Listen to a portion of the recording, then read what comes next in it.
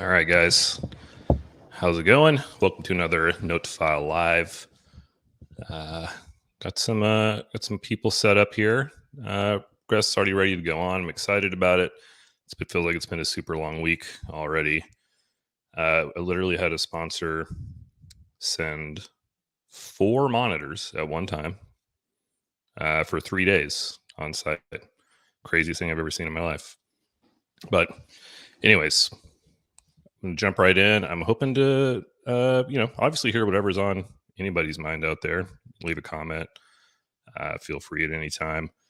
I want to hear a little bit about SCRS last week. I know e-consent something I've been kind of harping on lately, but I'm going to jump right in here. Dr. Fox, throw you in the stream here. Hey, man. Hey, how's it going, Brad?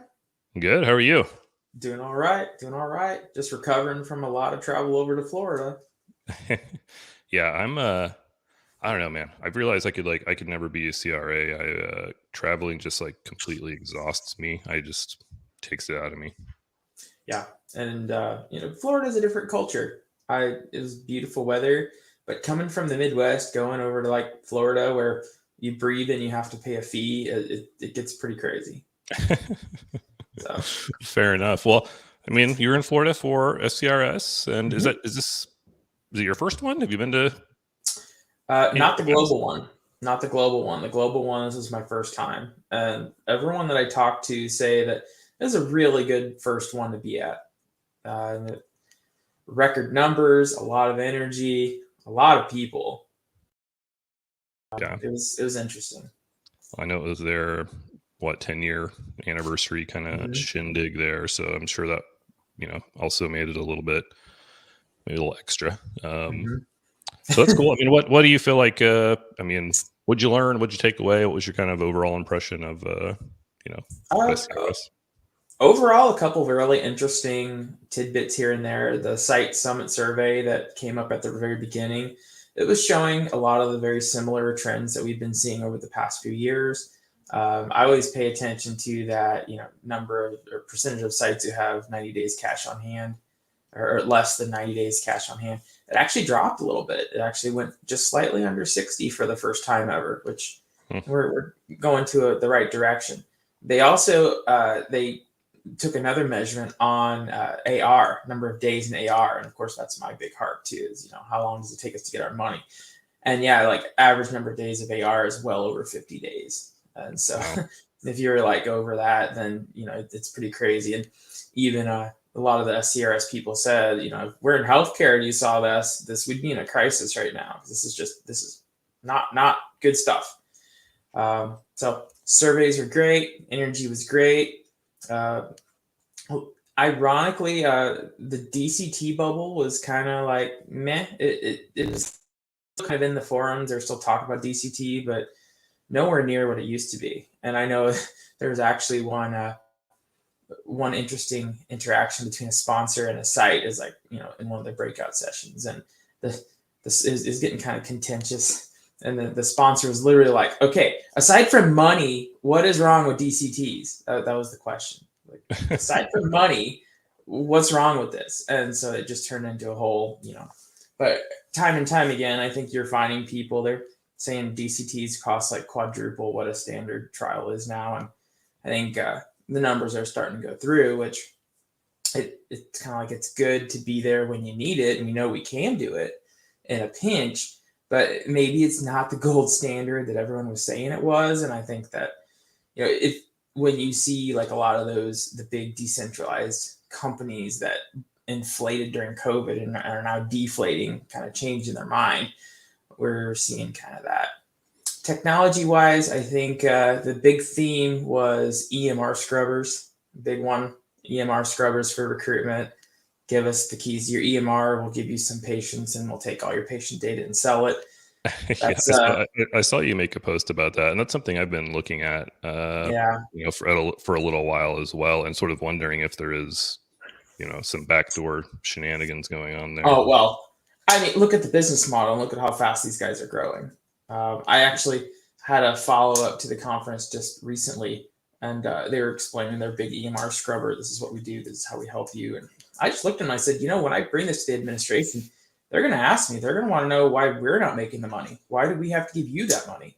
If the patient, if the data is worth that much, then so EMR scrubbers are one thing. The other big thing that's really coming through the pipeline right now, and I'm so glad Stephanie's here, is single sign-ons. So some of the big pharma started bringing out their single sign-ons. It's great if you only work with one pharma, but it's still kind of top-down technology. And so as a result, we'll see where it goes. But at least they're kind of getting the hint. Portal fatigue's a thing. We want to be conscious of that. We want to help you.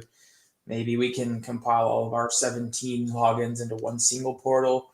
I think you're going to be seeing that go.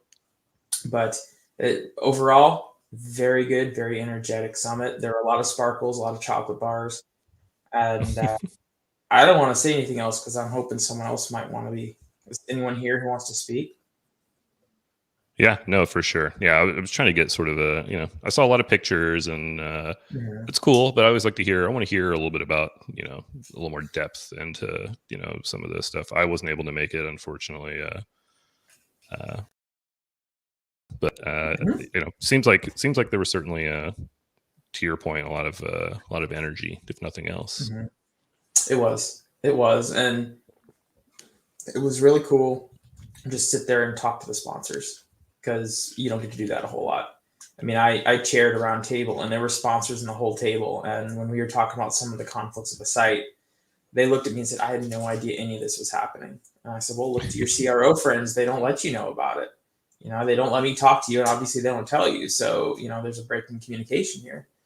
So yeah, I find it hard to believe that they don't know that, but I guess, to your point, if there's sort of somebody running interference in the middle, then I guess it makes sense. But seems like it's also good due diligence for the sponsors to actually check out and find out what's happening on sites as well. Mm-hmm. So do you feel like it was well, that kind of stuff's well received in general, or does it become contentious at any point or at some points? Some of the breakout sessions, there were a couple uncomfortable conversations like that one I was talking about, but the energy in the room is literally just everyone's mingling, talking, and sometimes we talk about solutions. They say in the very beginning, one of the big rules is there's no witching allowed. So it's like, I know that we're going to be complaining about everything, but at least we can walk away maybe trying to fix things. So no, overall, positive energy. And it was a great venue to have these very difficult conversations. So that's what I thought. So hopefully maybe see you next time, huh? Yeah, we'll see. I don't know. I still love traveling, period. So I limit it as much as I can, but it's just my own thing. So cool. Yeah. I mean, the only other thing, again, do you have any experience or any input on sort of what the state of e-consent is for us? We're doing a lot of sort of surgical device trials. They tend to be real close to standard of care. A problem we sometimes have is that we don't know about a potential patient until after they've left the clinic. They live 2 hours away. They're not going to come back to do a consent visit. We are oftentimes trying to catch them like day of surgery, which is a nightmare. Even though we've talked to them, it's still challenging to try to do. So trying to implement e-consent from the site, under like sites management, so to speak, rather than being, handed by a sponsor. So that's kind of the framing. So that's where I'm interested in hearing people's input on what's worked and what hasn't.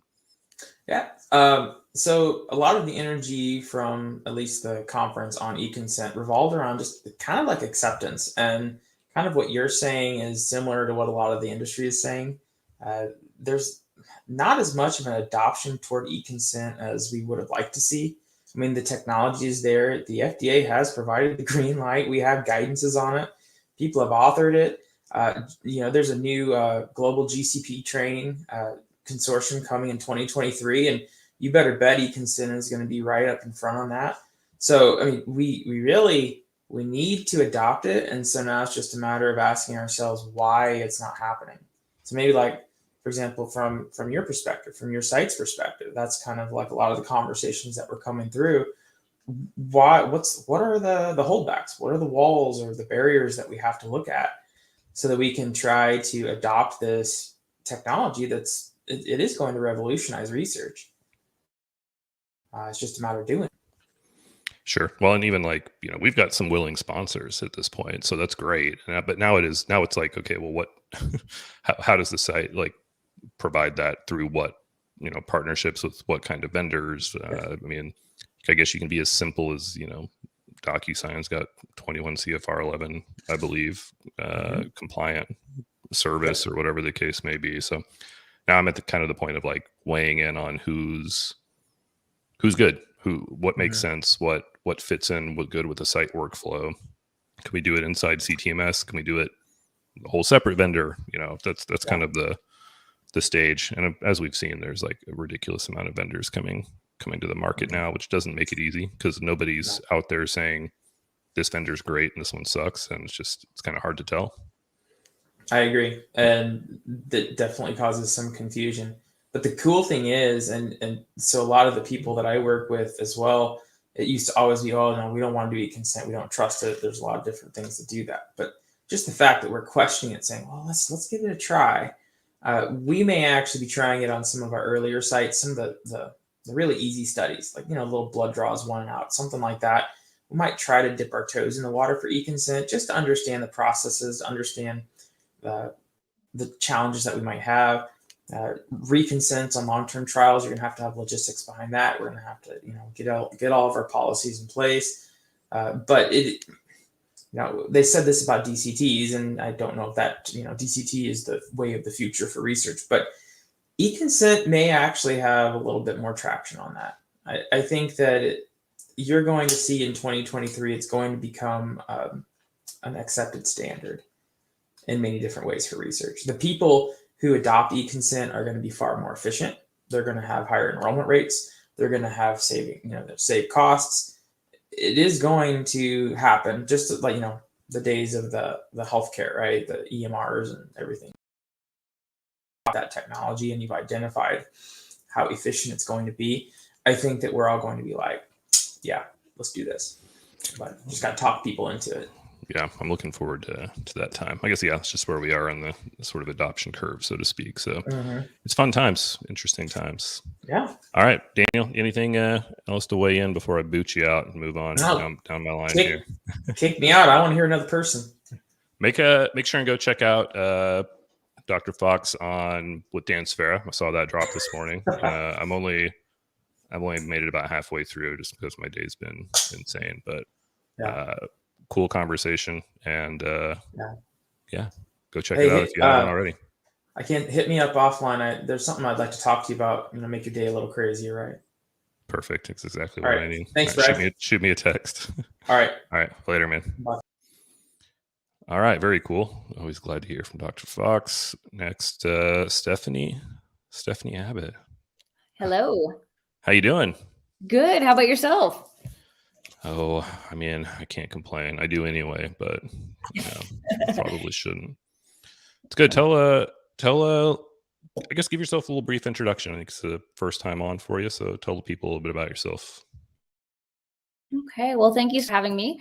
I have been in the industry for 20 years. I am a PharmD by training, so I'm a pharmacist that has spent time in all aspects. And not only have I built research centers within clinics and regional medical centers, but now I'm part of a site network, kind of like you are. And we're trying to get everybody together to march in unison. And when you have a network and you have technology platforms, you kind of get the opportunity as well to leverage some of that network to establish efficiencies. So that's kind of where we are. I absolutely love what you're doing and the different aspects that you're highlighting. It's really, really been essential for our voice in this industry. So again, thank you.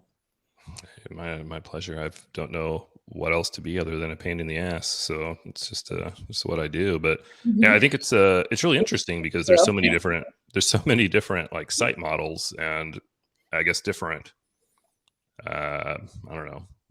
different levels of leverage, so to speak, that can be sort of used or not, depending on what your site model is and what kind of clout you may have. So it's just really interesting to me, and also still not being sure on where the sort of like who's going to drive the bus here, right? Is it going to be the vendors or sponsor side, or will it be the site side? I think that's still up for debate. Agree. I mean, would you agree or disagree with that? Well, I think that it's up for debate, but I think it's going to be a collaborative effort. I mean, nobody can just drive it, and in the Sure. past, it's been all sponsored, and the very top down, kind of what Dr. Fox was talking about. That's been our experience, and it's not working awesome. So it's time to kind of go back to the drawing board. And being at SCRS, one of the things that was kind of interesting talking to the administration there was that here this was their 10th year. And initially it was almost all sites, and you had your vendors in the exhibition halls and you had sponsors, but it was almost entirely attended, by sites. That was the focus. And now it's really evolving. And they were saying it was actually like half and half. And so much of the discussion was, okay, how are we going to solve this together? So that's kind of a refreshing change that I've seen over the last, 10 years. And of course, organizations like SCRS have been amazing as far as, forwarding that conversation and making the evolution happen. Sure. Yeah. I mean, to your point, I think it's getting a little bit better, at least from the optics are better, right? It looks like there's a lot more a collaboration. It's hard to say how that's turning out to, or if it's had much of an effect yet. I think we'll continue to see that sort of compound as time goes by. But it's a really interesting time too, where there's so many more vendors and service providers sort of coming to the market. So I think it's kind of an interesting time, and maybe it's just a particularly good opportunity to sort of get back on track, because to your point, it has been all top down, really. I mean, historically, sites are just sort of, and even I still fall into the trap of like, okay, I'm just going to do whatever you tell me. Just give me whatever stuff to use, and I guess I'll use it. And I'm just going to shut up and do my job. But I legitimately think that will continue to evolve. So, I mean, what kinds of things are you seeing, or I guess, have you had an opportunity to maybe use some of that leverage to the advantage of the site? I think so. I mean, it's just, back to your point about being a pain in the ass. That's something that I adhere to nicely as well. And just pushing back to see, like, how far can I push, and trying some of our own solutions, and what's accepted, what's not accepted, and how can we simplify and make this easy. For the most part, though, in this industry, I've always had, they have their ways of doing things, and there's a lot of workarounds that you have to do to make sure that your staff can actually recreate this workflow that's necessary for this crazy study and all of their logins and passwords. But that there's a lot of movement, and there's a lot more technology now that didn't exist before. That we have our CTMSs and eSource type of vendors that help to support, the site and the network. There are still missing pieces within that we've had to create additional workarounds for, but it's definitely a start. Yeah, it's interesting to me how, like, being a study coordinator, I mean, it's like being a project manager. It is. I mean, it's there's so many kind of balls to keep in the air. It's I think sometimes underappreciated how much stuff a CRC has to deal with. I mean, it is pretty wild. I mean, have you guys had much again, my big deep dive lately has been on the e-consent side. Have you had any experience with, or just even general thoughts about sort of the institution of e-consent from the site side, again, versus sponsors saying, here's your e-consent provider, good luck? I mean, have you had any experiences there? Absolutely. We've actually had 3 good sized studies with 3 different e-consent vendors on it. And it was one of those scenarios that I just kind of dreaded, to be quite honest. I mean, initially that was my initial thought is, oh no, another e-thingy. This is going to be complicated. This is going to be hard. But surprisingly, I had the completely opposite experience, to the point where actually right now we are working with an e-consent vendor, and within our network, we've taken a trial that we've been already enrolled about 400 or 500 patients on. And, so we're about halfway through the trial, and now we're adding on eConsent to go essentially the rest of the way to compare and contrast. And it was kind of interesting because the first study that we were on, and it was just as the pandemic was hitting. So nobody was coming into the clinics. All of our research was shut down. There was all this discussion about DCT, and nobody had actually ever really seen one. And, we were working with they're actually a partner with our network, a rather large tech company, and they have, an EMR to EDC type of a tool. And we were doing the proof of concept study, and I was the PI on it, and we're pretty much all, shut out of the clinics. Like, patients weren't coming in, all of our research was shut down, and they were kind of delaying. And I was like, there's really no time like the present. We can do this completely remote. Why don't we see if DCTs are really a thing, or if it's just something that everybody's talking about? We were able to enroll 25 patients on this proof of concept study in a handful of weeks. And, granted, it worked out in our favor in that everybody was home. Everybody was home because everything was locked down. And when, they saw our my ID pop up as being the medical group, they were more than happy to answer the phone, and also to pick my brain on everything else, relating to the circumstances. But I thought it was going to be complicated, and difficult for the patients, and that I was going to have to be like IT help desk, which is what I have to do on a lot of studies, which is aggravating and annoying. Right. But that wasn't the case. And like I said, we were able to enroll that quickly. So it proved to be a great thing. So it's like, okay, well, that was that experience. That was fantastic. But, is it reproducible? Because obviously, that's something that we have to do. So then we ended up with another study, and we ran it across all of our network, and we were able to enroll 900 patients in roughly a year with 5 of our sites. And it had an eConsent component to it. And it, again, was surprisingly simple. Like, it didn't require us to play IT help desk. And I think this is the part that we really need to get militant about, is the expectation that it's like, okay, I have an iPhone. I've never downloaded the manual. Everybody's tech should just be intuitive and should work. But that's not typically what we see in our industry.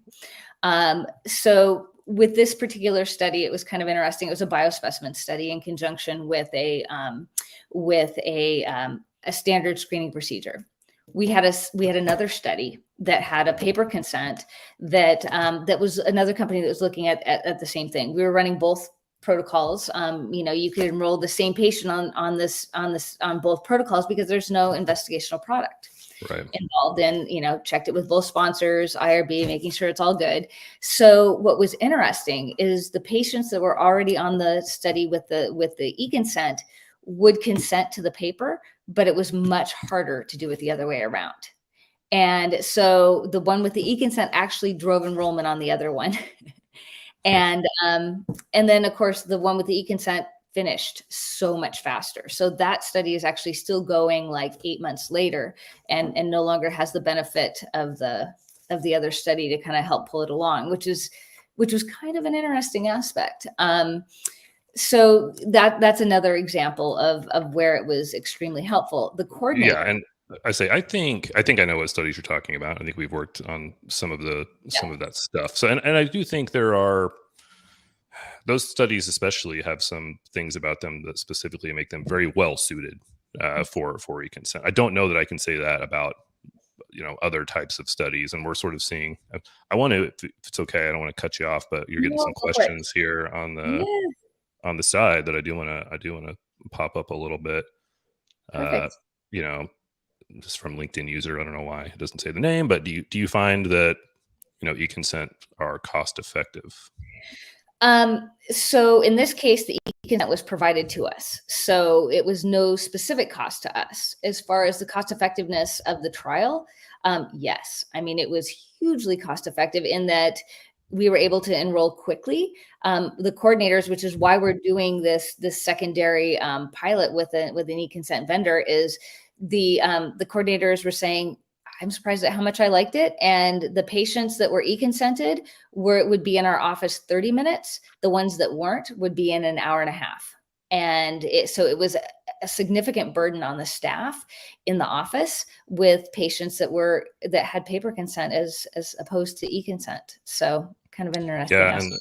Yeah, and I'm interested to know. I mean, if there are any sites out there who have paid for their own e-consent solution, because I still think that's an interesting question from the site perspective. If they're sort of footing the bill themselves, I'm still trying to kind of research that myself. So if anybody is, hit me up. Also, if you're interested in coming in and contributing to the conversation, shoot me a message on LinkedIn and I'll get you a link, just kind of as an aside. But Nelson always has awesome questions. And why do you think the industry needs to adopt e-consent? And do we need to similarly adopt putting consent forms on websites to review in advance, or is that different? I think two interesting but different questions. I mean, look, I don't know. Actually, you go ahead if you have your thoughts. I'm curious to hear if you think is this something that we just need to adopt e-consent across the board? We do, and some of the solutions already have it. So we're actually in a position to purchase our own e-consent solution through our CTMS provider. But we haven't done it yet, so I can't tell you what that looks like as far as cost effectiveness piece of it. But I do think that it is something that needs to happen. I don't know so much about posting the consent forms on a website. Typically, we have a conversation with a patient. We give them the summary of it. We we email them the consent form. That's all stuff that you could do with the e-consent platforms too, as far as sending it out. So they have an opportunity to really look at it. And what was the other aspect of that question that I'm missing? I mean, I think you pretty much okay. kind of nailed both sides. Yeah. Okay. And, but it's definitely lends itself to facilitating getting the form to the patient, because it's not just paper, and getting it to them in advance to review before they sign. So, from that standpoint, I think it's really helpful for actually facilitating the informed aspect of the informed consent process. And I'll be honest, I'm kind of mixed on both questions. And I think because for some studies, e-consent makes a lot of sense. And I think for some studies, it doesn't make as much sense. And I also think it depends on how you're delivering e-consent versus remote consent, I guess, is another maybe important distinction to make. Like, just because it's doesn't mean it has to be done remotely necessarily. I guess there's a difference between being electronic and being remote. But, for many pharmaceutical trials, there may be some disadvantages to doing a remote e-consent, because your clock starts ticking immediately. And if the patient doesn't show up or eventually come to you or do the things that they're supposed to do, then you've got sort of you're kind of back to a bad situation. You're going to be screed failing a lot of patients. So I think that's sort of a potential downside. And I do think that there's some things that are better done in a conversation versus the urge you may have to shoot somebody an electronic document and then sort of unload the burden on them to figure it out. And again, not that should be the practice, but and then I'm always torn about getting out consent forms on a website, or even sometimes giving them to patients in advance, simply because, again, I think there's some of our documents are 49 pages. Yep. If you shoot somebody a 49-page document, they're going to say, "What the hell?" And they're going to start thinking in terms of legalese, and it's going to become a blur to them. So I think providing context can be really important. Now, perhaps e-consent can be reimagined in a way that it's not a 49-page document anymore. Maybe it's video, maybe it's audio, maybe it's other ways that make it more accessible. I don't know. I don't foresee that changing as far as the length, but the palatability and the ability to facilitate the understanding, I think, is better there. And within the e-consent platforms, you can do televisits as well. But kind of the caveat, as far as I don't quite understand the perspective of having it on a website. I wouldn't want them just to be so available without that interaction, because like to your point, people's eyeballs glaze over, or they get scared by all the weird legalese, and then it just seems daunting, or they just look at it and they're like, this is way too many pages to read, I guess never mind. So typically, before we give a patient a consent form, usually it's a conversation. You give a summary to the patient so they can decide, is this really something that interests me? Then, when you go through the full consent process, you're paraphrasing each section so that and summarizing it so that the understanding is there. And of course, then they have access to the actual document. So typically, what we would do is we would do that and send it in an email with like the highlight points, and then, like letting them know you'll be receiving a link for your e-consent as well. Call me if you have any additional questions. Yeah, and the only I guess defense I would have of having it available, maybe even on a website. Look, it's tricky, right? Because you want patients to have the options, and some of them don't want to talk to me first. They want to review it themselves. Yeah, they do want that opportunity. So I think we shouldn't necessarily gatekeep the opportunity for them to review a consent form if they just want to review it on their own. Yeah. So it's kind of a fine line to walk, and I think you kind of have to, I guess, read that a little bit as a study coordinator, which seems like a crazy thing to say, but I mean, you have to sort of be able to read that situation, and but again, I think there's a hesitancy to at least just sort of willy-nilly throw it out there, and again, yeah, I think it's way too easy to open up a 50-page consent form and be like, nah, I'm not reading this. Yeah, well, and we do get, to your point, we do get patients like that too, that, the doc mentions it to them when they're in the exam room and they're like, I don't really have time, or I don't have can I just get a form that I can read and call you? So, we end up doing it that way too. But if they could just access it on a website, I think that would be a little, probably a little daunting. I have never seen that actually happen, but that doesn't mean that it doesn't. Well, and to that point, I mean, I've considered trying to have that level of transparency, because when they're IRB approved, there's no reason they can't be out there to where someone can see. But again, I think it's sort of it's like a slippery slope. Like, again, you just don't know how it's going to be looked at. Well, and the updating of it too. It's like if you put it on your website and somebody accesses it and then they update the consent form, it's like you want to make, so it kind of becomes that. It's another place to have to keep up with and keep accurate.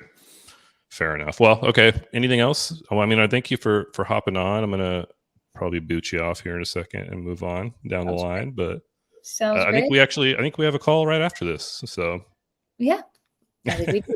So great. Well, thank you so much. And I'll look forward to talking to you again. Awesome. Thanks, Stephanie. I mean, in the meantime, just a lot of questions coming in. I'm sorry. I'm like terrible multitasker, apparently. Nelson always asks really awesome questions. Fascinated by the claim that e-consent leads to faster enrollment. I mean, again, I think it depends. I don't know. I think that there are a segment of trials where that's probably true, but I also think there's a segment of trials where that's completely the opposite. I think it's going to potentially complicate things, beyond what's necessary. Lisa, don't understand the hesitancy around e-consent. Clinical side's done this. It's a lot of paperwork to carry around and lose. Well, I mean, that's fair. I mean, also, it feels like there's already a lot more tools and support for like the clinical side versus research. Maybe I'm wrong there, but a lot of that stuff's already implemented well into a system that keeps everything together. And right now we're still spread out across all kinds of different platforms. I don't know that them getting lost is really necessarily a concern, but I don't know. There's why is there hesitancy for a lot of things? Like, we should be doing a lot more things electronically. So that's I don't necessarily disagree with you there. All right, I'm gonna jump on Steve here because I really haven't seen enough Hawaiian shirts today. My guess is that number is below 1, and now it's not. So here we go. Correct, smart man. Steve, how's it going, man? Pretty good. I know we had talked about maybe talking about SCRS stuff, but I did have one contribution to the e-consent conversation, and it is a little bit sample size of one, some me search. I was in a study, and the initial consenting was done in a cohort, which I thought was interesting. So it was me and like 15 other people in a room with iPads, kind of listening to the person go through the consent. We signed it, and I came back, I don't know, a couple months later, and they handed me a big stack of paper, and they were like, "Hey, you need to sign this." I'm like, "Oh." Being the astute observer of humanity that I am, I was like, well, why is this not on the iPad like last time? And the CRC said, well, we found it's easier for people to flip through and sign it if it's on paper. And I was like, okay, good. All right. So expediency rules all in that instance. Yeah, no, I mean, it sounds almost counterintuitive, but it's also, I think it is true. It's easier to flip around and, yeah, I don't know, man. Again, I'm so back and forth on the whole idea. It's I hate that it's like that I have to be like an old man that's like paper is good, because I mean generally that's not, I don't think that's the right way to go. But it's interesting that they Sure. took that route. They were just like, nah, we're going paper now. we just want people to fly through this. I mean, I thought like maybe if there's something different that matters, like just point that thing out instead of making me sign like 40 pages. Because all of it didn't change, I'm sure. But yeah, I didn't read it. Well, and frankly, a good, I mean, I don't want to say good, but a coordinator who gives a shit is probably going to say, look, here's what's different. Here's why we're signing a new consent form. A lot of times it's some minimal language that maybe is administrative or whatever the case may be, but I think it still should be, on there, should be up to them to explain that. So that's kind of weird, but such is life. Tell me about SCRS. Was this your first one? This was my first one for sure. So yeah, for me, it was more of a learning situation. I work at a vendor company, so not a sponsor, not a CRO, not a site. And really our clients are more on the industry side than they are at the site level, although we work with sites, so we do patient recruitment. So for me, I just wanted to go and kind of understand like that world a little bit more. I think I've been experiencing, do you know the Dunning-Kruger effect?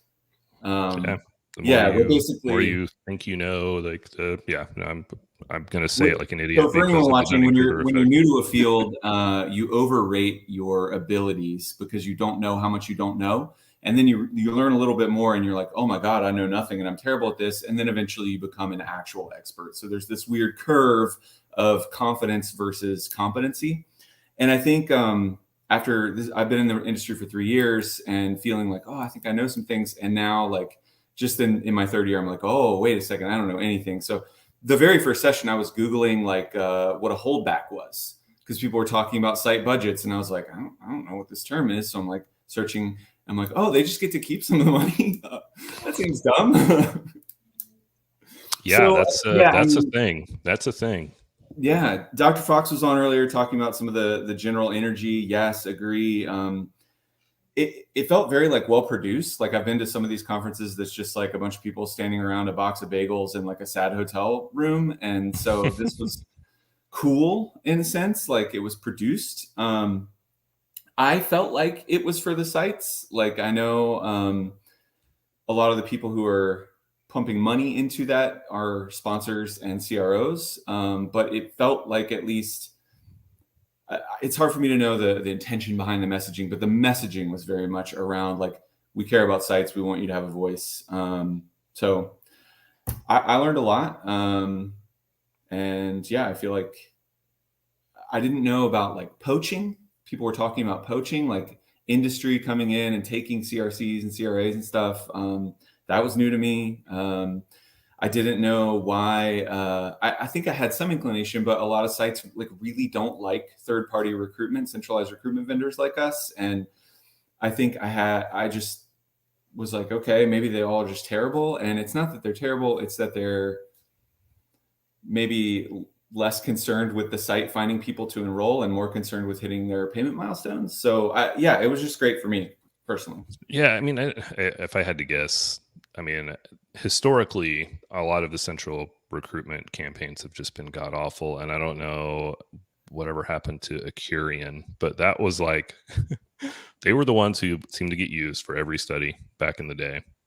And the leads were freaking terrible. like the people that would come through didn't even have the diagnosis of the thing that they were, applying to. So sites just wasted a lot of time, or get patients who were supposed to have been pre-screened, and you bring them in and they're just not even close to qualifying. So I think, yeah, there's been like a history of sites kind of getting burned by central recruitment companies. So it's kind of put them in a position to be like, I don't know about you. Apparently they're called AES now. Thank you, Dominique.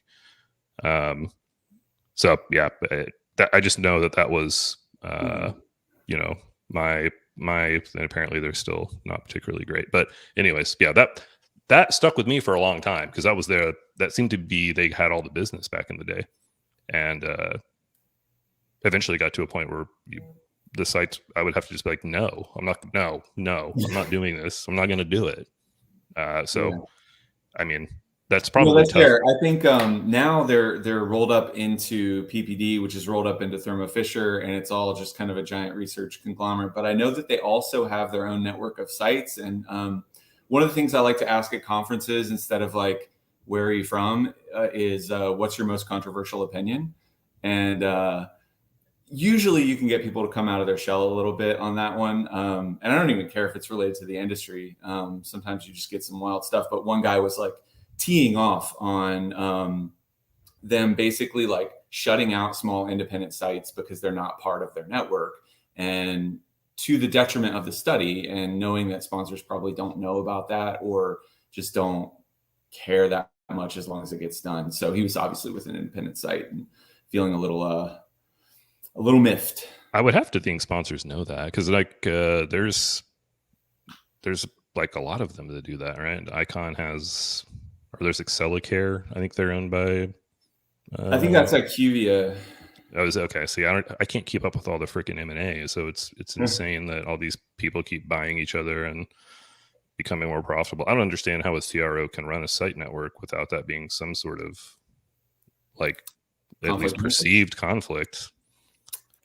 Yeah, that was his beef as well, and I don't know enough to know. Dunning-Kruger, I'll take the fifth. That's the easy way out. You're supposed to just give a strong opinion even though you don't know anything.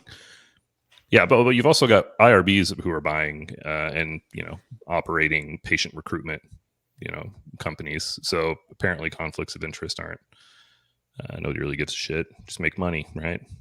It's good. That's vertical. It's called vertical integration. Okay. There it is. I want my conflict as boring as possible. No interest. Right.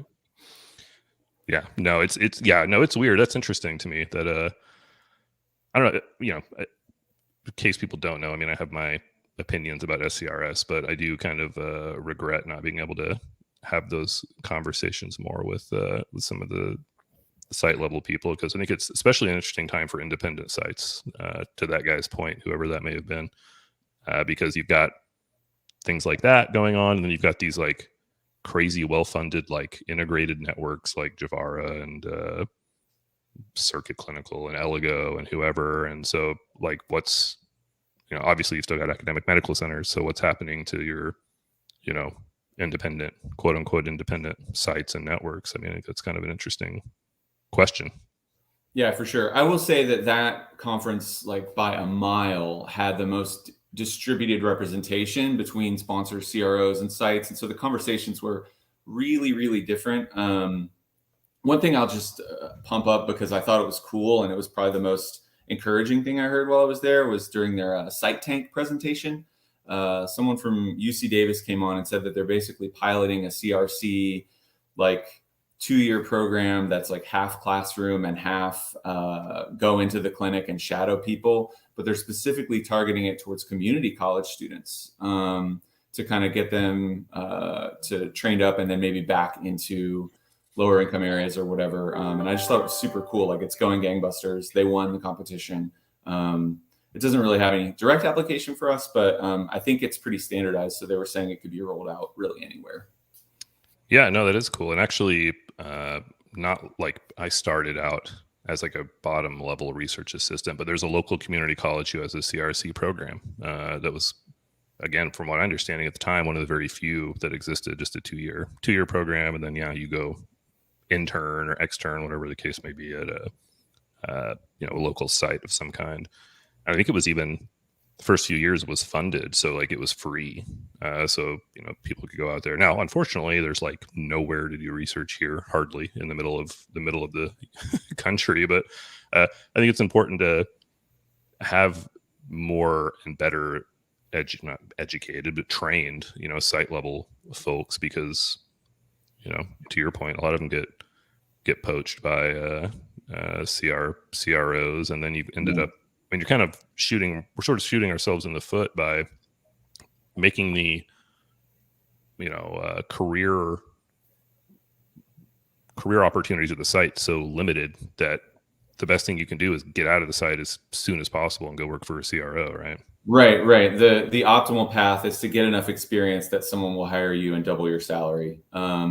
I mean, yes, that's optimal for you as an individual, not for the landscape as a whole. Maybe, I mean, I know I've heard from some folks, there's things like just in time recruiting where they set up a site, like especially for rare and oncology, in a place if there's a patient who's willing to be a part of it, and maybe there's room for traveling CRCs who can be deployed in a just in time fashion in places where there isn't enough population to warrant like a dedicated research site.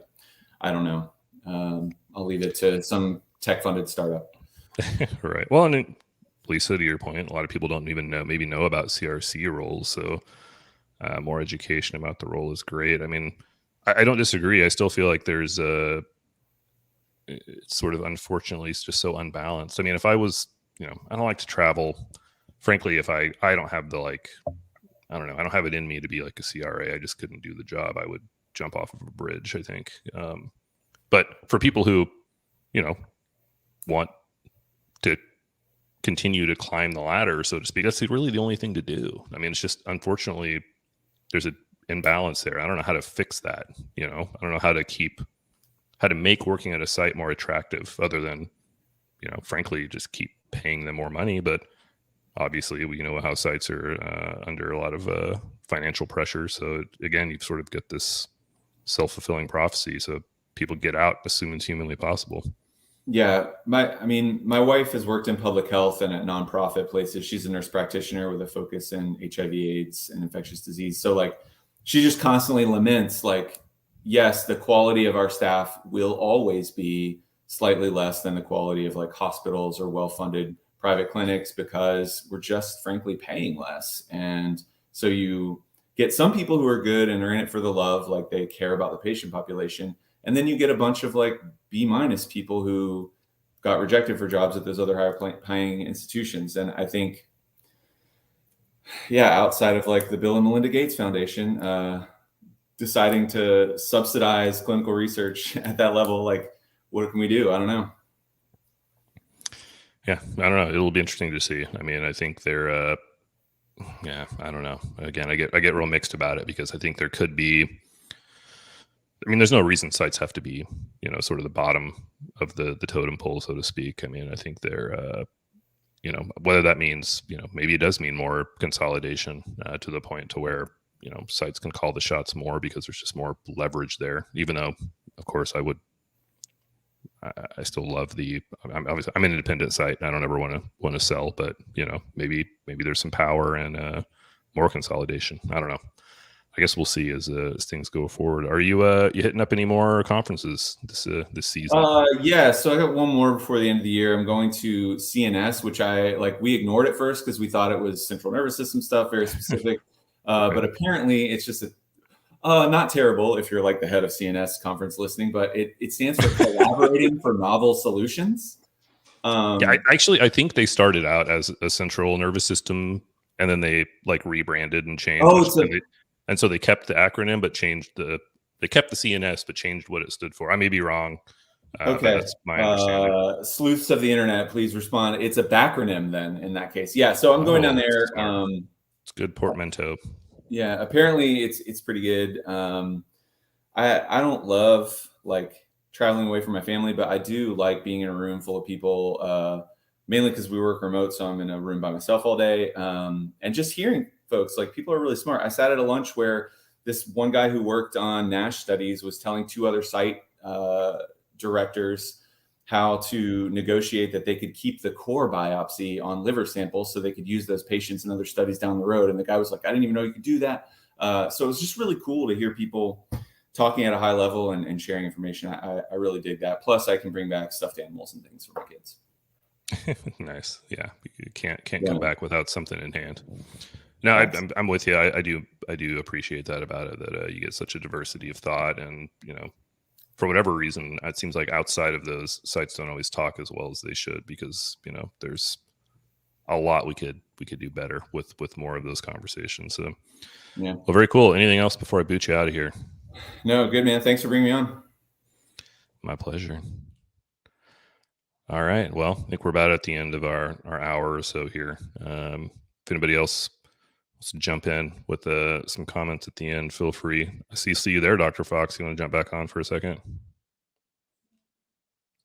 Too late. I put you on the spot. Nope, I'm muted. I'm here.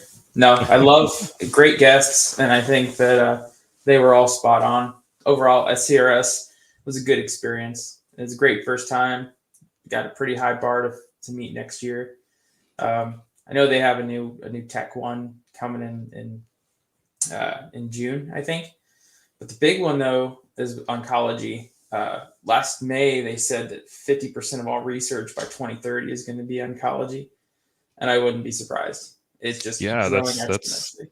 Yeah. I thought it was even already close to that mark, which It's got to be. So yeah, we're sort of early on. We're doing oncology, but it's still fairly new to us. But I'll tell you that we've seen, like, we went from 0 to 100 faster than any other therapeutic area, because I think there is that need. I mean, I don't know how true this is. Somebody said that there's more oncology studies than there are oncology patients. I know that can't possibly. How can that be true?